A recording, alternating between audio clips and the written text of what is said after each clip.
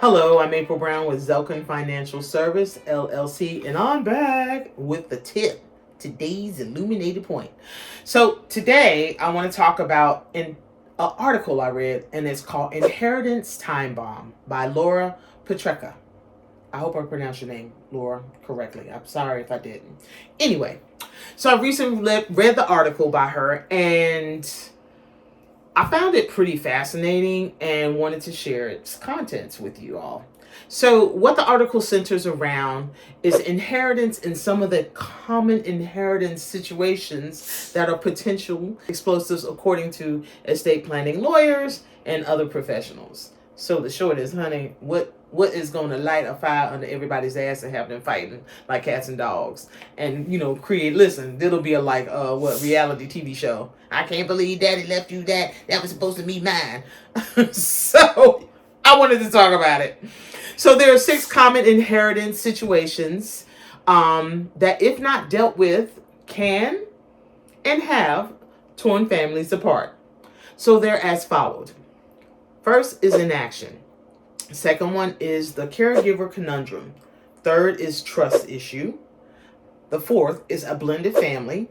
The fifth is it's a business. And the sixth is skipping generations. So let's talk about the first one. Inaction. So I put in a definition because I felt like this needed to be defined. And so it is defined as inaction as the absence of action or idleness. So I'm going to tell a story. My mother, when she took a job in California, I remember saying to her, okay, now that you're in California and you're, doing your thing, hey, do you have your will and, other stuff set aside? And she's like, oh, yeah, I've done my will. It's old, but I need to update it, and I'll do that. And guys, I mean, really, for like 10 years straight, I harassed the shit out of my mother about her will. And I was like, have you updated it? What have you done? What are you doing? And at some point in time, I called Uncle. I said, Uncle, I call Uncle. You're not going to do what I ask you to do.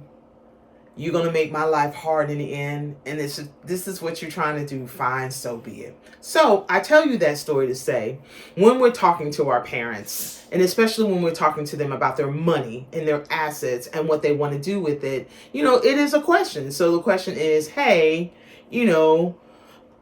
I know you don't necessarily want to talk about death, but we do need to talk about it. So do you have a will in place? And if you do, does it need to be updated? What kind of inheritance am I getting? So on and so forth. So there needs to be a conversation on that.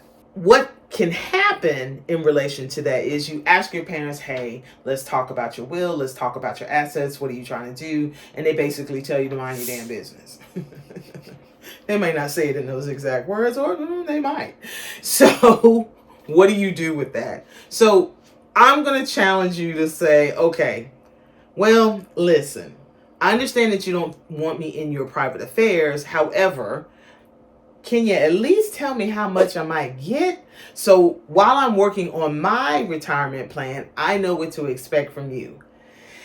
And so hopefully that will, kind of ease into the conversation with your parents. But you got to ask. I mean, and if they're still not willing to talk to you, just like, okay, take a minute, take a breath, and maybe circle back around. There's another piece that also happens is sometimes when you're talking to your parents about this death and their wills and that kind of stuff, they're like, oh, I don't need a will. I don't have those kinds of assets. Well, let me just say this. If they own a home, if they have money, if they have money in the bank, if they have whatever they have, that's an asset. And the bottom line is, you'd rather have them have a will than not, because it's called probate court. And probate court can be expensive, and it can be a pain in the ass. And, it's unnecessary time and expense that happens. And so when you're talking to them, you might say, listen, a will is important because I want your assets to go to who you want them to go to. And they understand that.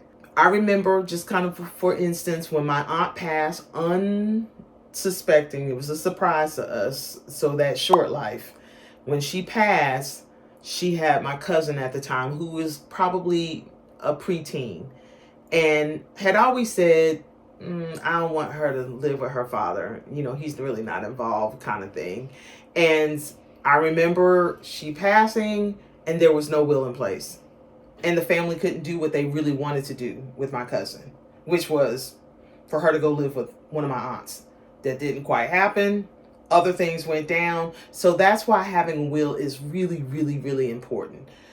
You might not think it's important, but it is. Even if you've got very little assets, I think it's still important to put something in place so people know where those assets go.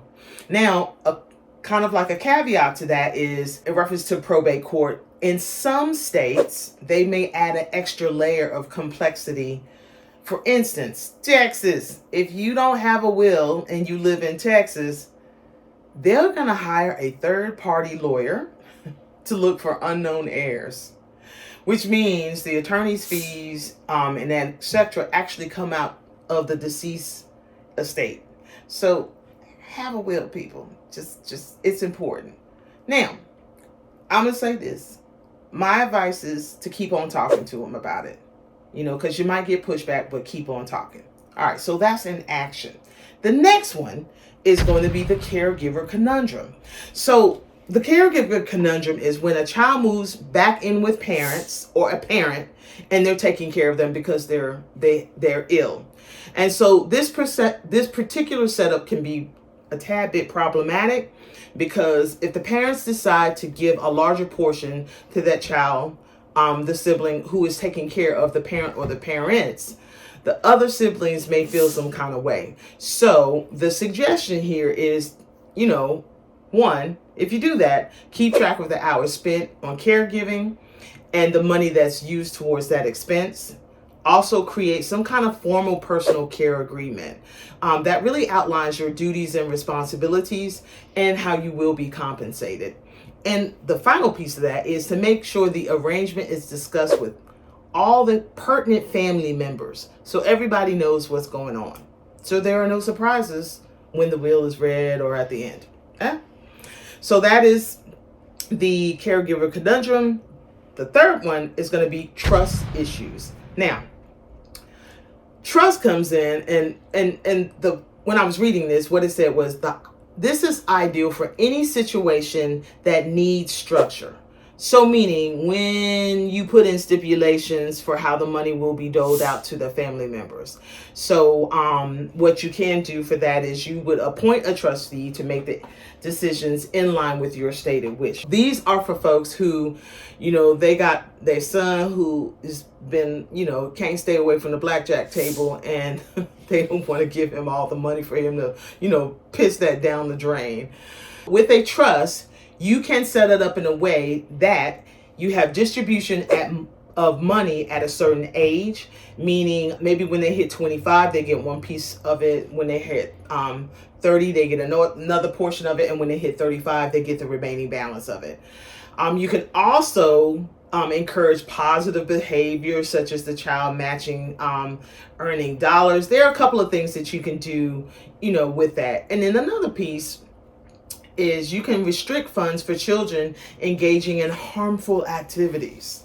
That's another way you can set it up. So if, Johnny's hitting the blackjack table, well, he can't get access to that money until he gets, goes to Gamblers Anonymous and gets himself together. Another piece of this trust issue is the trustee itself. When selecting a trustee, you want to consider either a close friend or a family member or a professional trustee. And yes, they do exist. I know one. However, with all of that said, just don't choose one of the kids. Don't choose the responsible sibling, because, human nature is Johnny was still a shit then and he's still a shit now, and I'm not going to let him get access to the money. That's all I'm saying. So when you're thinking about that trustee, really think about who is going to be responsible for that. And so yeah, that keeps the confusion down. And so Also, just in terms of that, you may also want to consider incorporating what they call a trust protector. And that person can modify a trust in response to changing circumstances while maintaining the fidelity to your original intent. So if there's something that changed, they can make a change as long as they're in line with what you initially stated for the trust itself. So that is the trust issues. So the fourth is a blended family. So what do I mean by blended family?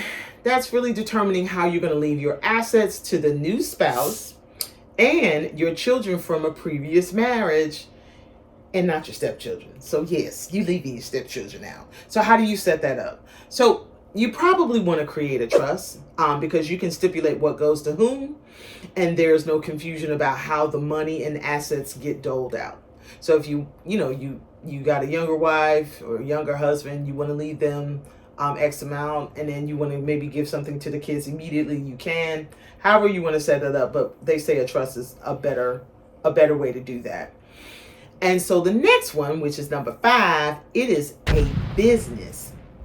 So how do you pass your business on to your one child who has been helping you, or your 2 children who've been helping you? However, you have other children to consider. So the suggestion here is to get advice from a professional, either a financial planner or a lawyer or a business consultant specializing in family firm succession. So meaning, you really want to think about this whole thing because, there were some other options that they gave, but for the most part, it still was problematic. So I would wage to say you might need all 3 because each covers a different area in reference to your business. So that financial planner, that lawyer, and that professional business consultant. And so really they should work in tandem with you to get this all together and really finalize what the plan is in reference to your business. And so the last one is skipping a generation. So some people may decide to bypass their children and leave their wealth to their grandchildren. Now, reading the article, basically it was like, that can be kind of problematic because if the child is a minor, and depending on what state they're in, you'll have to create a guardianship account, and that needs to be set up, and that can be cumbersome and time consuming. That's one piece. Also, if the grandchildren know that they're going to get a bunch of money, well, this could affect how parents discipline, the disciplinary process of kids. And when they're talking, to the kids and they're like, you need to do this. And they're like, I ain't need to do them. I know I'm going to get granddaddy's money so you can go to hell. So the other piece to that is, so it's better to move to a trust with the parents who act as the trustee. So if you want to leave your money to the grandkids and skip the parents or the your children, then probably create a trust, have the parents act as a trustee, and then that doesn't compromise their parental authority. 1, 2, they're also acting in you hope that they're acting in discretion and thinking about the kids and their future. And so, and the grandchildren understanding what the expectation is of them, in terms of this. So those were the 6 inheritance time bombs that she talked about. I thought that was pretty interesting, and it really kind of falls in line to what I've been talking about with will versus trust. Take a look at that video. So, those are the 6 pitfalls I think of inheritance.